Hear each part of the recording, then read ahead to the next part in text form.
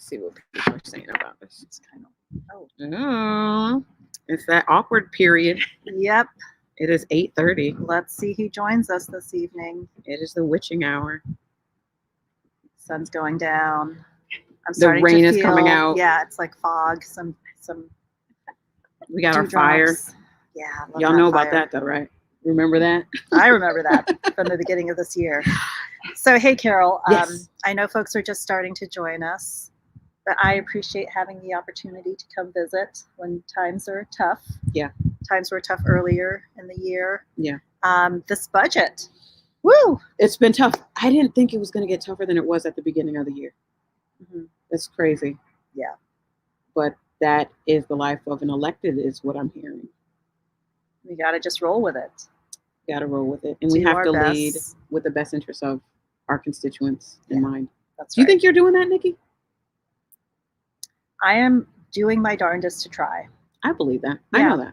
Yeah. And, I definitely am trying to lead with compassion and empathy. Empathy, I think, is like one of the most important things that our children can learn. Yeah. Especially after the last 4 years. But yeah, I'm trying to lead with empathy, compassion, and not self-interest, but really listen to people. And so to all of the people who reached out to us because they were happy about the budget, the People's Just Recovery budget that we passed, appreciate that. Yeah. But then also to all of the people who may not have agreed, I actually want all of you to know I will still represent you. I am still working in the best interests of all of our safety. Nikki, I think that's important to say because, we're not always going to agree. People will not always like the decisions that we make. A certain number of folks voted for you. Some people didn't. Same for me. Yeah. But I know you feel the same way that I do, is that our commitment is to the greatest good, not just for the people who put us in office, but for the entire city. And I can say firsthand that is how you went into this budget process, thinking about the entire city, because it was both you and I that didn't put in special, just our handpicked organizations. We wanted to make sure that everyone had representation, had a voice. And I know there's some work that you're still doing to make sure that happens. It's an ongoing thing. Process. Yeah. But I definitely wanted to have this time with you, Carol, to recognize that it's a hard period right now. Not only because despite passing a budget that we're both really proud of, I know that our other council members are all very proud of. Fireworks. And that's fireworks. Yep. And we see the fireworks. So those are really fireworks. They're real. There's a lot of people here in Oakland who are experiencing trauma and pain. People hear fireworks, they could be gunshots. People may not know what that sound is, and it's really scary. Right. And we know that. And,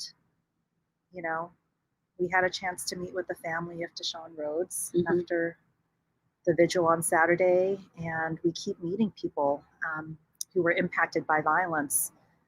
So it's real. And, I want folks to know that we care.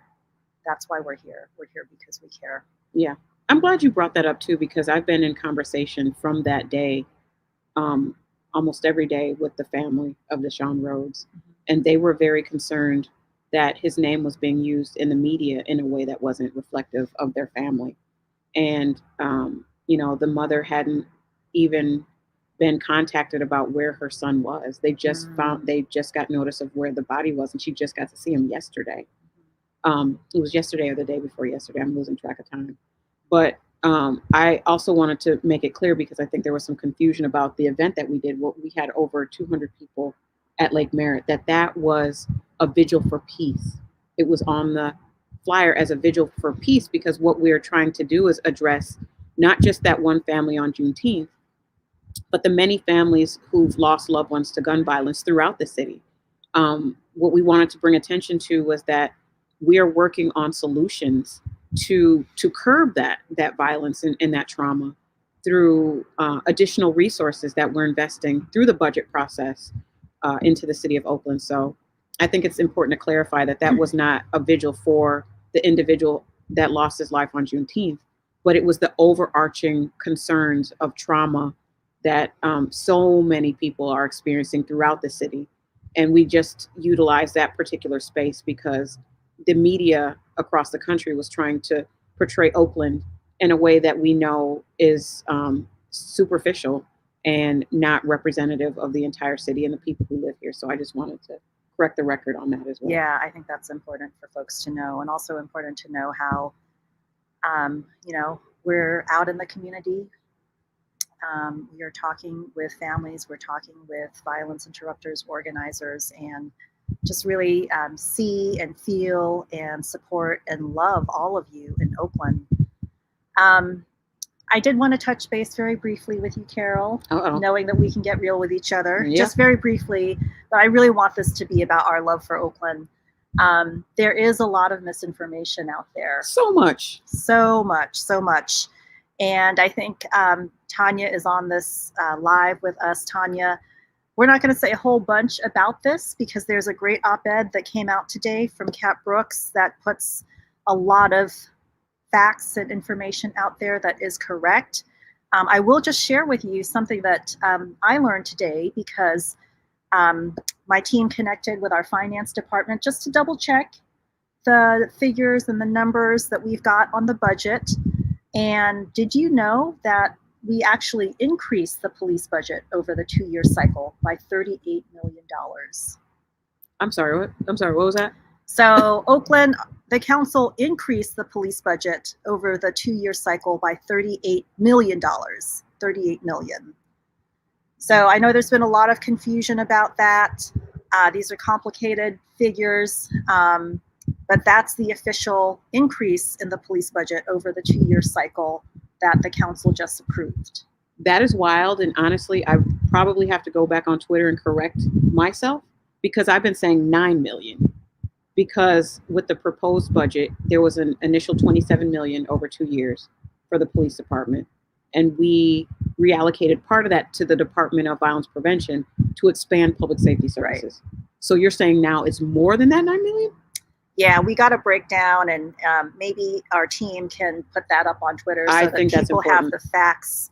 I think the facts are really important. So that's like direct from our finance department who deals with all of these complex numbers. And so just for the record, 57 million was the proposed increase of the police budget over 2 years. We did reduce it by removing the proposed additional 2 academies. Mm-hmm. And so the final increase in the police budget is 38 million. Oh, child. Do y'all hear that? Do y'all hear defunding that? Oh, sorry. I don't know. We're going to get into that later. That's a whole nother live, Nikki. Yeah, that's a whole other live. And there's other people out there who are helping us put the facts out there. They know who they are. Hopefully other people know who they are. Tanya can put some of the other information out there if she can. But really, love life. We're going to talk about our motto, love life, at Tuesday's council meeting. Mm-hmm. And so what I really needed today is to just talk with you about our love for Oakland. Yesterday, I had a really great live with our violence prevention chief, Chief Cespedes, along with Jennifer from Missy, mm-hmm. Mike from Courage, Kentrell, who is a violence interrupter also with the Good Brother Network. Mm-hmm. And that reminded me about how much love there is for Oakland from people who are actually in our neighborhoods doing the violence interruption, supporting women and children and others who are exploited. And I just really want to share parts of our budget that are about how much we love Oakland. You just made me remember something from a place I used to work at in West Oakland. I used to parent workshops for community projects that all of the different parents from the West Oakland schools were part of. I used to work for Attitudinal Healing mm-hmm. Connection. Mm-hmm. And you said you wanted to share our love. But as soon as you said that, I thought about what so many other people are feeling in Oakland, and that's fear.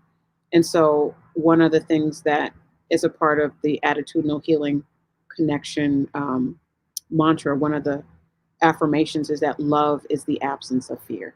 Mm.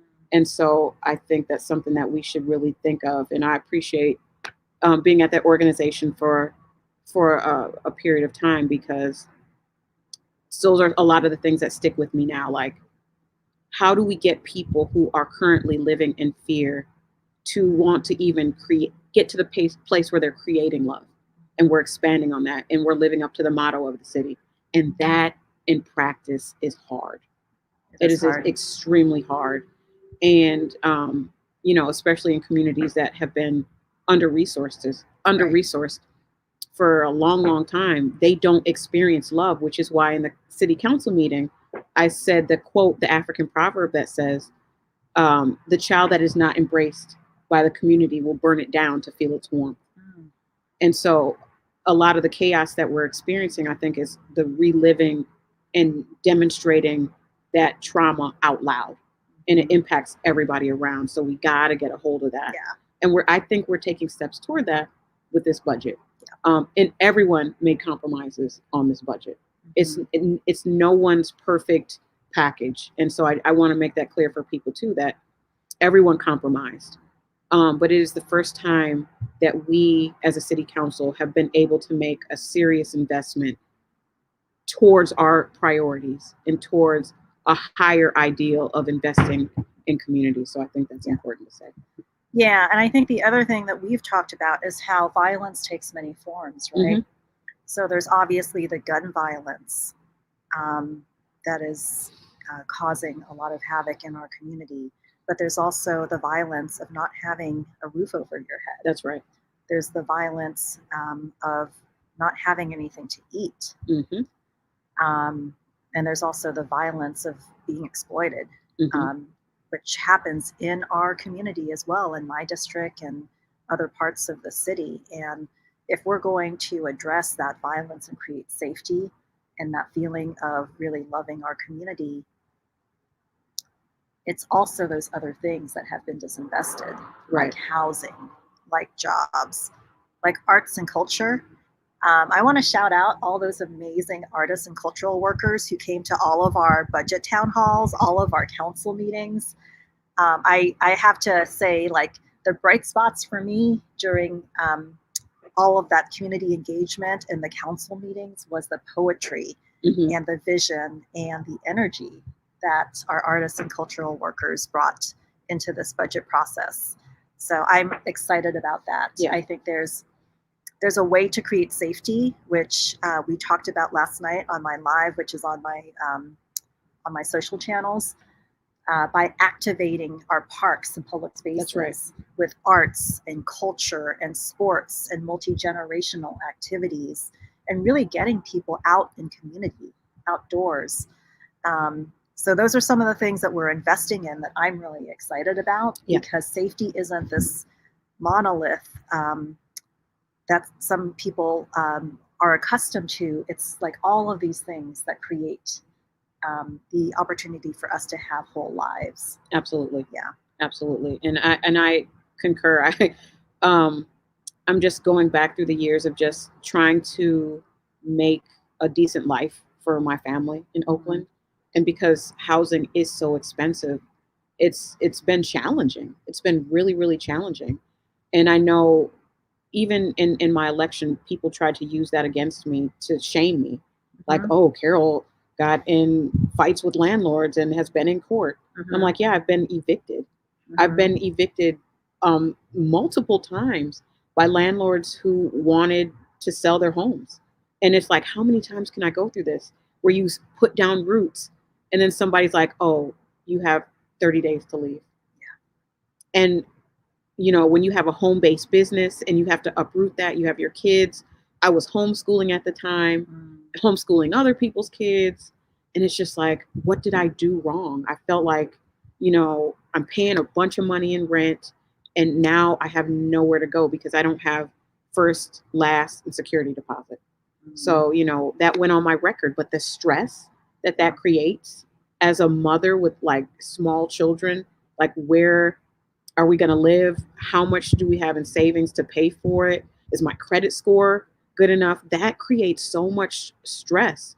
And people in this district where I live have a shorter than average lifespan because of the environmental stressors, the physical stress, and all of the things that go along with that. So it is our duty as elected officials to legislate where for so many years no one has really cared about communities like that. There are thousands of women like me who are in worse conditions than I am, which is why I'm excited to invest in housing, and I'm excited to invest in um, supporting our small businesses and in our cultural arts, because I'm an organizer, and there's nothing that I've organized where I haven't needed somebody to design a flyer, somebody who does graphic arts, to do some dope ass posters, to do signs, to write chants, to like just do a bunch of stuff, to come and open us up with drum and libation and song performances. So we've got to understand that those things go together.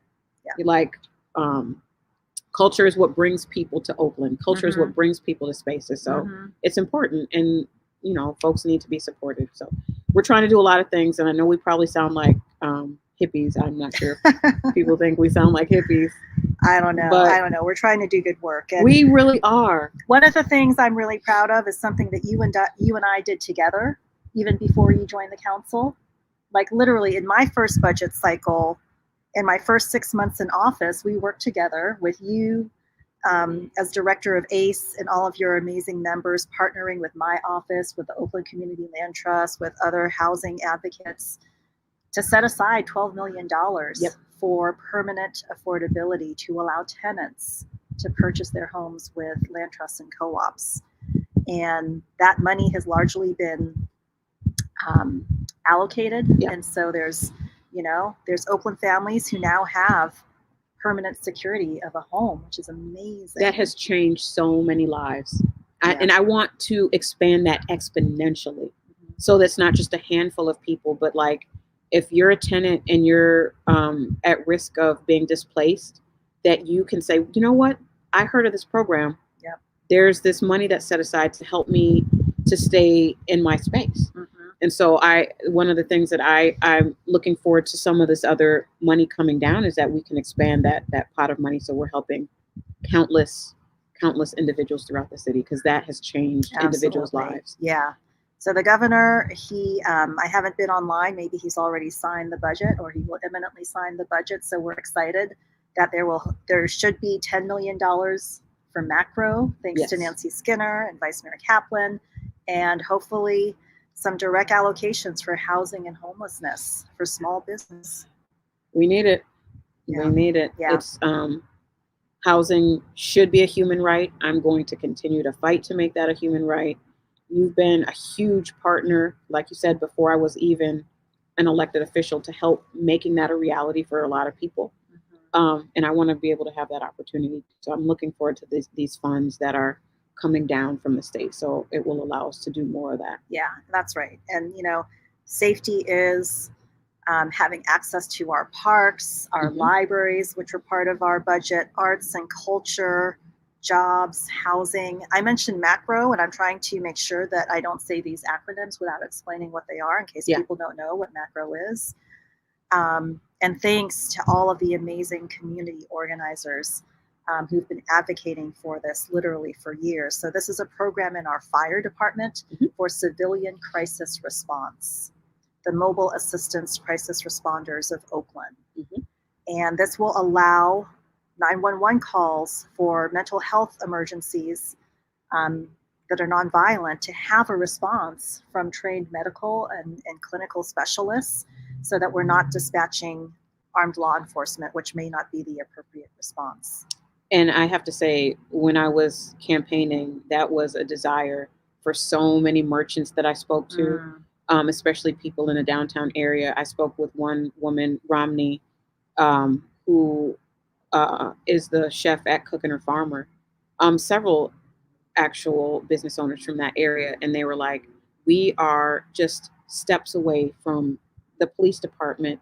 And, if we had alternatives to call, for some of the unsheltered people who are in here and just have mental health breaks, that would make us feel better, because they don't really ever need a law enforcement response. They need a mental health responder. And so I have to also lift up mental health first, MH first. You've probably seen the billboards all over the city that's been doing that work for, for several months now. I don't even remember when they started in Oakland, but they've been providing those services as well, without funding from the city. And I want to say that, say that too, Very for the record, that they've been doing the work because it needs to get done. So we have a few different resources, some that we're standing up, some that have been operational in order to address what residents are calling for, especially post George Floyd, which is a non-police response to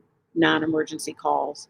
And so, if there's other organizations doing this work, what impact do you see that will have on OPD? So I'll share some of the facts I've been trying to share throughout this budget process. And I have to thank the amazing Oakland volunteers who participate in so much of the City of Oakland's work. And so certainly through the Reimagining Public Safety Task Force, like literally hundreds of volunteers participated not only in the task force, but the advisory board meetings. And that's where a lot of the amazing work for the recommendations got done. The research, the analysis, the community engagement. And so through that process, what I learned is that 75% of our 911 calls are non-criminal. Wait, 75% of 911 calls are non-criminal. non-criminal. I actually talked to one of my constituents today, and she was like, that's probably true because I call the police all the time for everything. Yeah. And I was like, are you... Come on now. She said, if I had a different number, I would call somebody else. But sometimes I just want to ask questions. I'm like, okay, that's not a good use of 911. Exactly. So that is false alarms. It's mental health issues. It's minor traffic issues like blocked driveways or illegal parking. So, and in addition to that, the responses that we dispatch to, 65% of those responses are to these non-criminal calls. And so, the point that we've been trying to make through this budget process is let's find others to respond to those non-criminal calls for service that are more appropriate. And let's focus police on serious and violent crime, both the response and the investigations. Yeah. I mean, I'm trying to keep this light. I know. It's getting dark. It and I really want us to just think about that love life motto that we have that we're going to be talking about at council on Tuesday. But that's a really important fact, that I think gets lost. Yeah. And, I also hope that the media will be more responsible in how they report. I'm hoping so too, because they are a part of the frenzy that, oh, hey, Brandon. Part of the fear mongering that I think has people really scared and also just ignorant of what the truth really is. So I'm calling on you, media, calling on you to be more responsible so that people have the truth. Otherwise, we're going to have to keep doing these fireside chats. Yeah. And, I think part of it is, this isn't all of it, but, part of it is like media has become corporatized. Yeah. And, most of the journalists that might come to City Hall to talk to us, they're multitasking. Yeah. They're reporting. They're also working with the cameras. They may also be editing, all kinds of things, in our education system, in our communications and media. There's been a lot of, just like selling it off to the corporations. Yeah. And so that also means that, people don't have the time or the resources to do the deep investigation that should be done. Right. But anyway, I also wanted to say that John Ramos from KPIX5 reached out to me a day after the press conference that the police chief had on Monday to say, hey, wait a minute. I reported this as cuts to the budget, but then I saw that the budget was actually increased. Can you help explain this? So he did some follow-up. He talked to me and Councilmember Gallo, and I'm grateful that he did a follow-up story and helped to clear the record that it wasn't the cut that the media reported on, but rather a reduction. We do believe and we believe in deep investment in our people. Thanks, Kat. Yeah. And yeah. John, I saw you dropped a comment in the chat a little minute ago. We do believe. Right. I do believe in investment in people. I believe that the change that we want to see begins with investment. Mhm. Every community that's had an opportunity to thrive has had some type of investment. And I think Richard Rothstein's book, The Color of Law, talks a lot about that. I think people, if you haven't read it, check it out because it speaks specifically about California. There's some parts in there about California and how lack of access to living wage jobs and lack of access to housing has created, specifically in the Bay Area, a permanent underclass for Black Californians. And so we're trying to fix that. We're trying to fix that. And so for people that are telling you that the sky is falling because we are investing in our communities, that's not accurate. And we need your help. Yeah, we do need your help. We need your help to spread the truth. Yeah. I wish we could have invested more money into the community, into things that will yield the benefits that we want to see. And I also understand it's not going to be an immediate realization of the health that we all are aspiring to. Mhm. I get that. But we got to start somewhere. Yeah, I totally agree. And I think you're seeing this now that you're, 6 months in office? Yeah, it's been a long 2.5 time. years in office.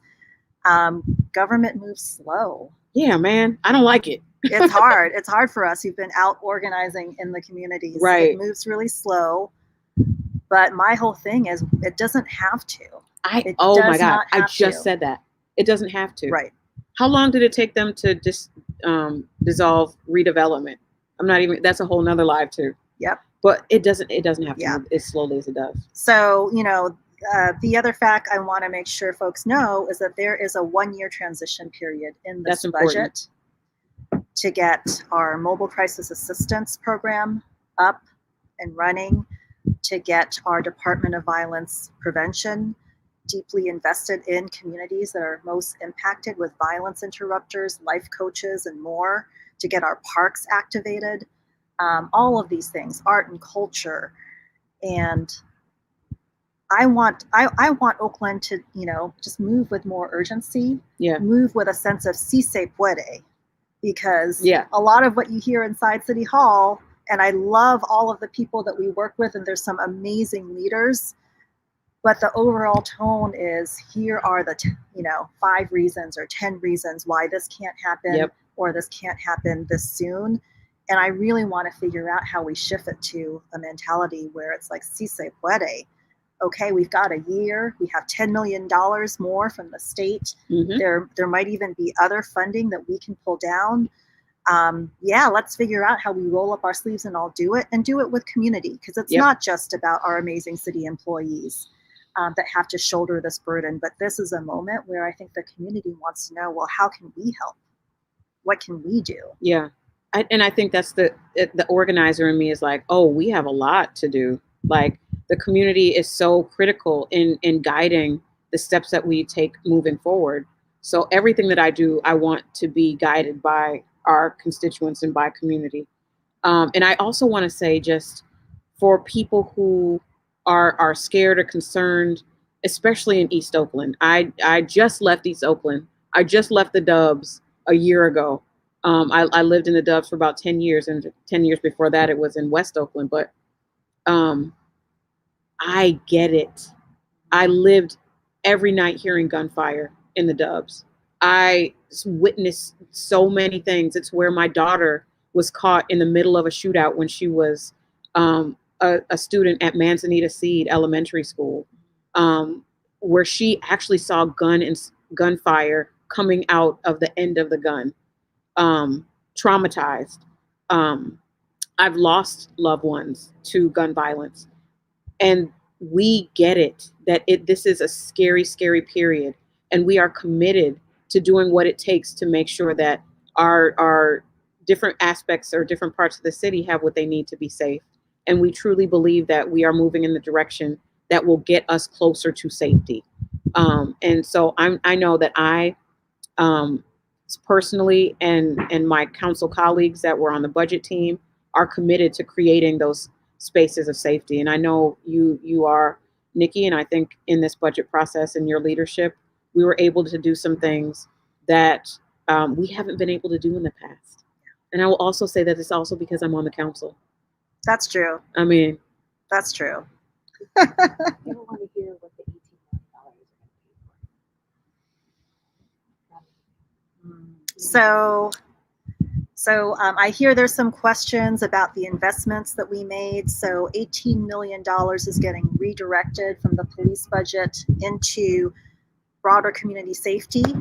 So that's, that's mostly into the Department of Violence Prevention, 17.4 million into the Department of Violence Prevention. And so that means a focus on the group and gang violence that is happening in our communities and having violence interrupters in our neighborhoods more than the 10 that we have right now.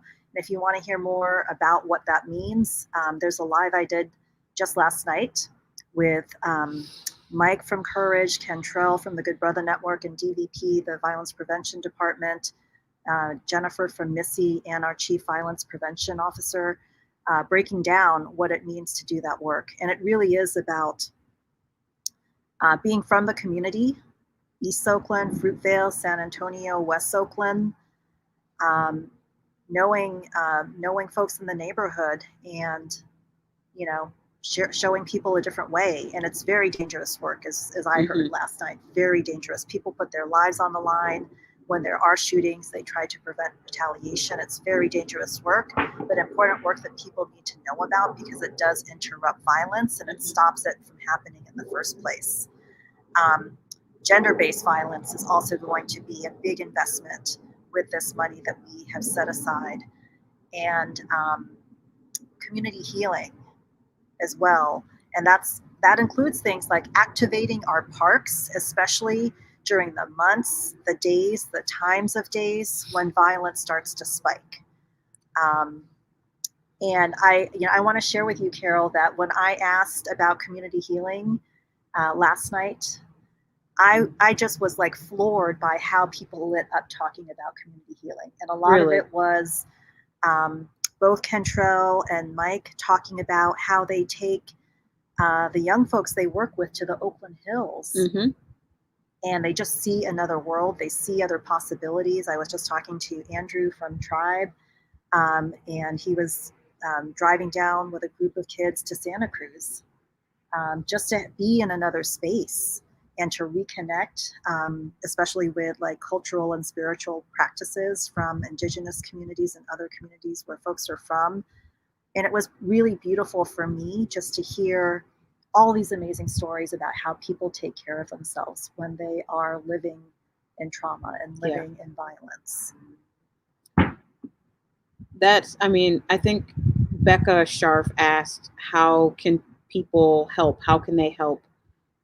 Especially in places like next door, when you see a lot of the fear mongering and lies. So what would you say to that, Nikki? How do you want people to support you, especially if they're in next door in your district? How can people help spread the truth? It's a really great question. Next door is one area. There's also Citizen app, which we should touch base on. But next door, there's a lot of communication on next door, and I would say, like we've been talking about, come at it from a place of empathy and compassion, and help people understand another perspective, your perspective. Help correct information if you see misinformation. My chief of staff is amazing. Her name is Mia. Yes, she is. And she is responding to, and my whole team actually is helping me respond to many people who reached out to the council after getting an e-blast or multiple e-blasts from the mayor to make sure they know, the correct information. They know my perspective and why I led this budget in the way that I did. And so definitely help share your own perspective and what you hear from us as we're trying to do our work. Yeah, and my office has been working on a frequently asked questions, or maybe it's just a questions asked by trolls list that we can make available to give people the actual facts and data to be able to answer some of these questions, or just drop facts in these chats that are popping up, not just on Nextdoor and Citizen app, but also on Facebook and Twitter. We can definitely publicize that and put it out so people have accurate information to combat these falsehoods and the different fallacies that are circulating, because we have to stop it in its tracks. And it doesn't have to be a fight. I will fight though, but it doesn't have to be a fight all the time to say, like, listen, the information that you have is inaccurate, but here's the truth and the facts around some of the issues that you're mentioning. So we can put that out as well. Yeah. All right. You cold? I'm cold. You see, I keep Yeah. wrapping up. This fire is helpful though. Yeah, it is. It's It is, really but it's super getting helpful. really dark out here. Yeah. But I thank you, Carol. It is really helpful for me to know that we can come together, especially during tough times, and that we're here to support each other and support our other council colleagues, because we are committed to working together for the best of the city. I can say that for each of our colleagues on the council. And so even though we may not agree on everything, I think we all share a common interest to move forward with our neighbors. Yeah, it's time to go because we're overexposed in the camera light. Yeah, the lighting is terrible. It's terrible. It's terrible. Thank you. Thank you. Thanks for hanging out with us at my little fireside. And thank you for everybody who watched. If you have questions, you can always email Nikki. Which email would be good for you? Yeah, you can email me at nfbas@oaklandca.gov. And you can email the District 3 office at district3, the number 3, at oaklandca.gov. And anything else? We love you, Oakland. Love life. Love life.